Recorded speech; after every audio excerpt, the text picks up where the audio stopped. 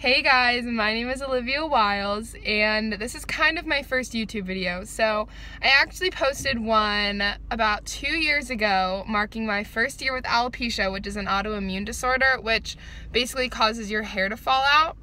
So I posted a video for my first year. If you'd like to hear more about my story, you can find that in the first video on my channel. So today I am coming at you first, really just to introduce myself. I've been trying to get this intro made for 2 days now and have not been able to find the time, and honestly, I still haven't been able to find the time, which is why I'm recording it while I wait for my Starbucks.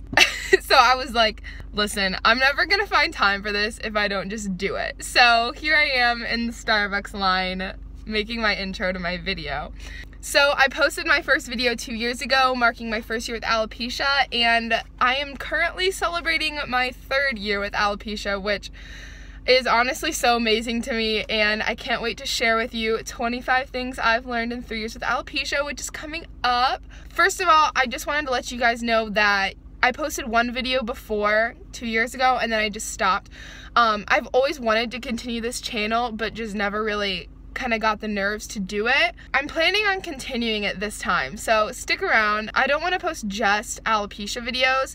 I just want it to be a channel where I can show girls and really anyone that you can live differently, that living differently doesn't have to be painful, that I've lived without hair, without eyelashes, without real eyebrows for 3 years now, and I love my life, and you can too. And whether that's you don't have hair, or let's move up, whether it's you don't have hair, you're overweight, you think your nose is bigger than it should be, anything, not fitting the stereotypical like cookie cutter model look doesn't mean that you're not beautiful. And I just want to show you guys what it's like to be happy in your own skin when I used to not be. So feel free to follow along. This channel is going to be my story. So yeah, if you want to stick around, definitely do.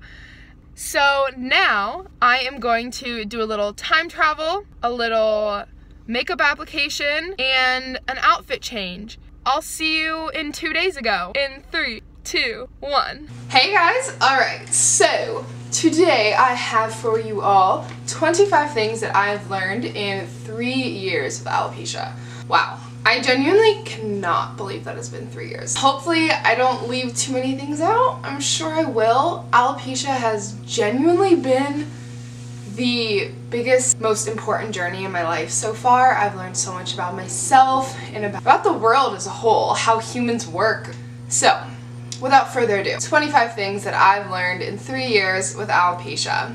Alright, the first thing that I have learned is that eyebrows and eyelashes actually do have practical purposes. They actually do have practical purposes. So your eyelashes, they prevent like dust from getting in your eyes.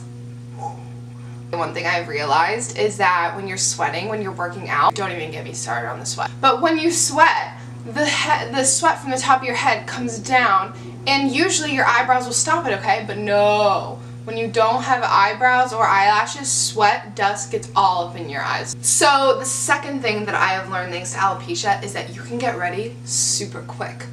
My showers take like 2 to 3 minutes, honestly, whereas other people have to spend like at least 15 to 20 minutes in the shower to wash their hair. And like, you don't have to buy shampoo, you do have to pay hundreds of dollars for microblading, but it evens out. The third thing is that social media can either be your best friend or your worst enemy. Everybody on social media flaunts their long, beautiful, luscious hair, you know, and you think, wow, wish I were beautiful like that. Yep.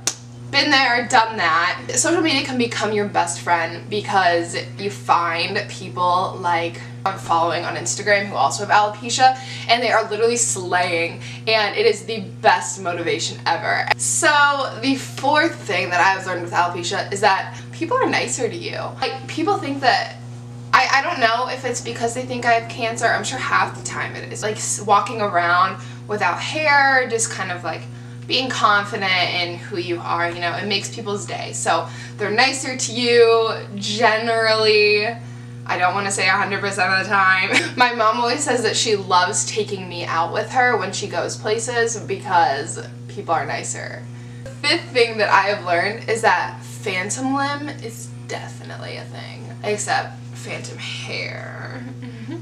They say that phantom limb, when you like lose an arm or something, maybe you'll like feel the arm. It's definitely a thing when it comes to hair too. When I first lost my hair, up until like year 2, but it's like whenever you put on, girls with hair out there, you put on a hoodie, you lean down and you brush your hair out, right? You get it out of the hoodie.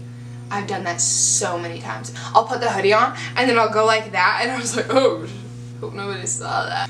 Whoops. Number 6, you need a go-to line, especially for kids. So many people are going to be asking you, you know, why don't you have hair? Or depending on kind of like your vibrance, people might ask you more or less. So especially for kids, you're going to have a go-to line. My go-to line is, it depends on the kid. If it's a bad kid, it's like, oh, this is what happens when you behave badly. For other kids who I like, you know, I'm allergic to hair. It's crazy, you know? Number 7, do not go to the city unless you are ready for attention. Now, if you live in the city, then, you know, you just get thrown in. Props to you.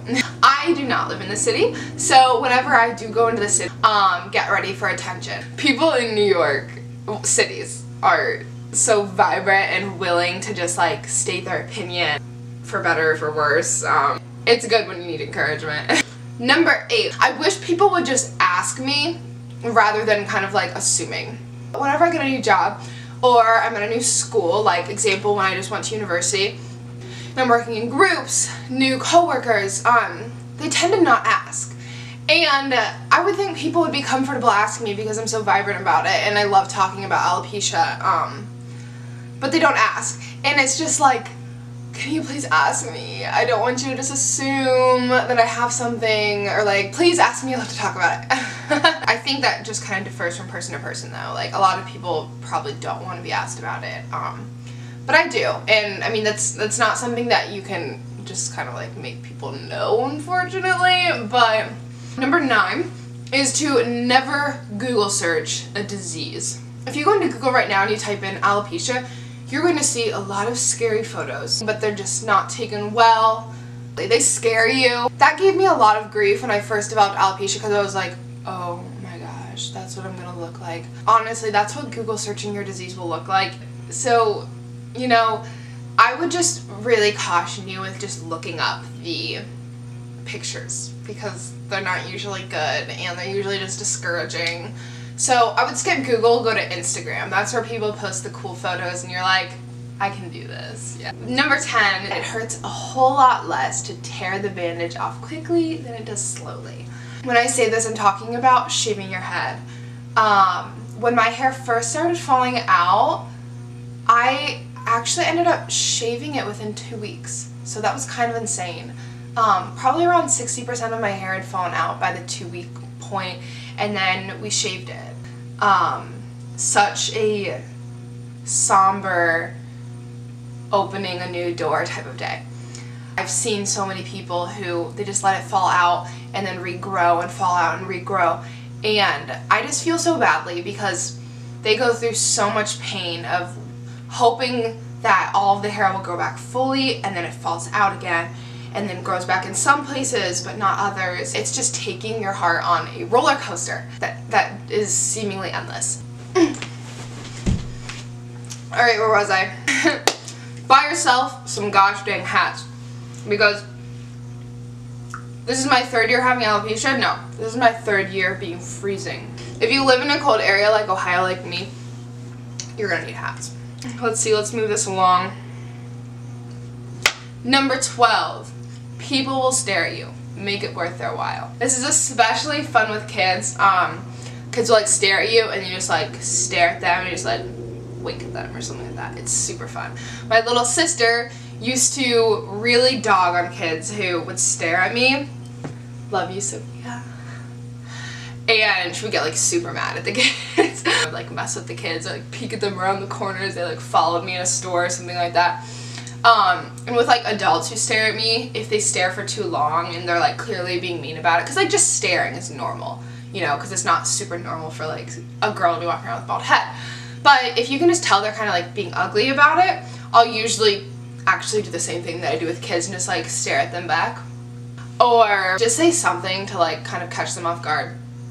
So yeah. The 13th thing that alopecia has taught me is that you don't always feel beautiful, but you are beautiful. I promise. You're beautiful. The 14th thing that alopecia has taught me is that wigs may help, they may not. So some people who have alopecia, you know, they do wear wigs and some of them don't. And I think it's a super personal choice, which I can talk about more in another video. For me, they don't help me at all. Just I don't feel like myself. I feel like I'm hiding myself. But I know people who they love wearing their wigs and they feel their best self when they're wearing it, and that's awesome too. You know, it's such a personal thing. It's whatever you want and whatever makes you feel comfortable with you know, what's happening with your body. It's kind of crazy, so you just have to decide for yourself. So the 15th thing that I learned about alopecia is that not having control sucks, but it's a good lesson, you know, because that's a lesson of life. Not having control of your life sucks, but it's the truth. That's just how life goes. Having your hair just fall out without you being able to control it, you literally, you can't do anything about it. It's a hard lesson to learn, but it's a good one. So actually, I'll tell a little story. You just have to embrace the not having control. So like, before I had tattooed eyebrows, I would have to draw my eyebrows every day, and that was for probably like 8 months. I didn't want anyone to see me without eyebrows either. No one. So I wore my eyebrows to soccer practice. I was so paranoid that they would come off with sweat, and a lot of times they did. Not all the way, thank God, otherwise I would have had a heart attack. One day at soccer practice, it started raining, and I was like, there's nothing I can do. Like, I just genuinely have no control over this situation, and I didn't want it to just happen and for nobody and for everybody to not know how to react.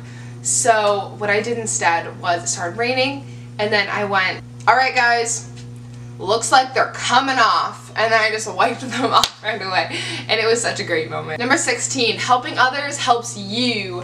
When I posted my first YouTube video 2 years ago, when I posted my first YouTube video, it helped me so much being able to help others. I was still in a place, it was only year 1, you know, I was still in a place where I was just trying to figure this out, and seeing how many people I was able to help, it always makes me feel better about myself. Always. I encourage you to just always reach out and try to help others, because it'll do wonders for your soul too. Number 17, there are more people rooting for you than you think. I promise this is true. This is one of those things you can't really believe until it happens to you, but just rest in peace knowing that, rest in peace. Live vibrantly. There are people out there rooting you on, strangers, family, friends. You can do it. Number 18, some days are just flat out crap. Every day might be flat out crap. That's okay.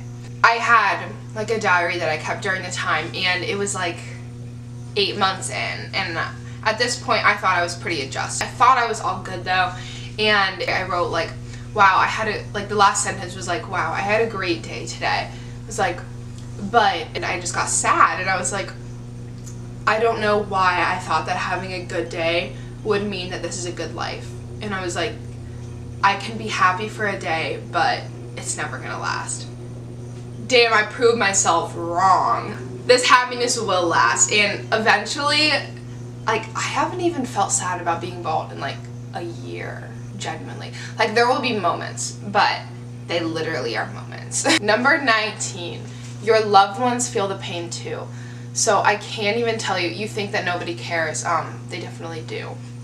My family, I think, went through just as much pain as I did, and I didn't really realize that until after, and I looked back on these memories and I was like, holy crap, like, this really hurt my parents' heart, this really hurt my grandparents' hearts, this really hurt my sister's hearts. So just take that into account. It's not just you who is in pain, it is all of your loved ones too. Number 20, sometimes you just need alone time, and that's okay, you know. There was one day when I first developed it where I was literally in bed the entire day. I didn't get up once. My mom brought me food, bless her heart. I did not get out of bed and I did not want to talk to anybody, and that's okay. You know, when you're going through something hard, you don't always want to talk to someone else. Number 21, grieving is completely necessary. Do it in your way, you know. That's one thing that's really hard for me, is because I'm a very emotional, it's very clear when I'm grieving. Not everyone's like that though. You know, a lot of people, they just don't want to talk about it, they just hush hush. I'm not like that, so it's hard for me when other people want to be like that. Even though it's hard for me, I do still want to emphasize that you have to grieve in your way. Number 22, your hair does not always grow back, and I mean that literally and metaphorically. So literally, my hair, my hair hasn't grown back. I've had a few eyelashes grow back, you know, and then I'll get a little peach fuzz and it falls out. So it doesn't always grow back. And I think that this is true with just life in general, you know. People will be like, oh no, it's okay, your hair will grow back, you're fine, you know. Something might happen in your life that has nothing to do with alopecia, and then someone will be like, oh, it's okay, it'll be better soon, don't worry, you can get through this, you know. But like, it will be better soon, but not always in the way that people think it will. The hardest part, I think, with alopecia, for me, hasn't necessarily been losing the hair, it's been like adjusting to not having hair. Your hair does not always grow back, you know, life does not always fix itself in the way you think it will. Number 23 is that time does heal. Like I said earlier, I haven't missed my hair in probably a year. This is year 3, I haven't missed it at all. So, that's really awesome. It goes to show you that time really does heal your wounds. That's just a hard thing to tell someone though, because you don't know how long. Number 24 is that your life will be changed, you know. Even if your hair does grow back fully, your life will still be changed from the experience you had. It's a crazy journey. It is so crazy, but I feel so blessed for having had it and how I've grown as a person. I do not want my hair back. I've learned too much from it. I have been able to help too many people, and I would hate for that to end. Yeah. And number 25 is that God works in mysterious ways, guys. I'm a Christian. I used to get so mad at God. How can this be your plan for my life? Like, there's no way that this does not have any good. Like, why would you do this to me? He didn't wish any of that for me, and I used to not understand that. I understand that now. He didn't want that for me, but that's just humanity, you know. Humans go through pain, and I went through the pain, and he didn't want that for me, but he allowed me to create something beautiful out of it, where I'm able to talk to people and help them, and it's just been the most beautiful journey that he created. So thank you guys so much for watching. I've had so much fun making this video, and I'm really looking forward to making more. I have wanted to do this for so long, and I'm excited to finally be doing something about it. So thank you guys so much for watching. Please leave comments, like it. It would mean so much to me. So I hope you guys have a great rest of your day. And Christmas is coming up, so Merry Christmas, guys. Bye.